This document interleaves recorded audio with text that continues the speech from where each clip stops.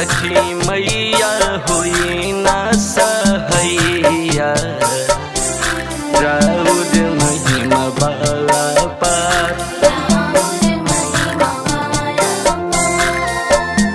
पहिला बेर उठवनी छठ की बरतिया अर्जी करी स्वीकार, अर्जी करी स्वीकार।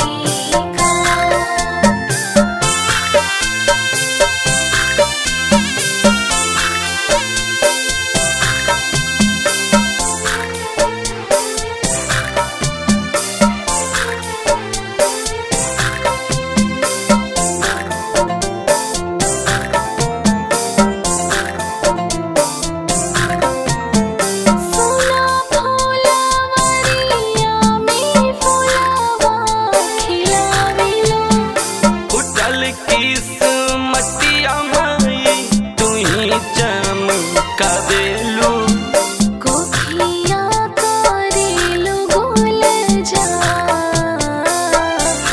अर्जी करी स्वीकार, अर्जी करी स्वीकार।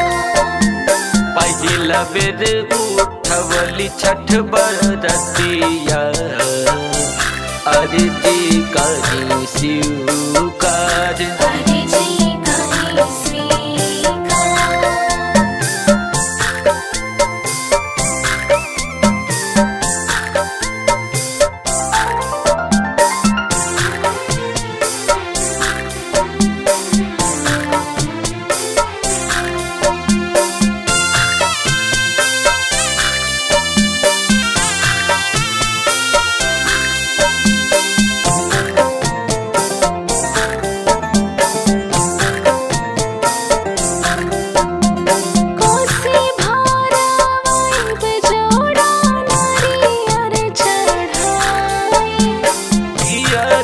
चढ़ाइब घिउ के दिया न जराइब संजय साढ़ो निखिल पाठक के छठी मैया सुनली पुकार, अर्जी करी स्वीकार।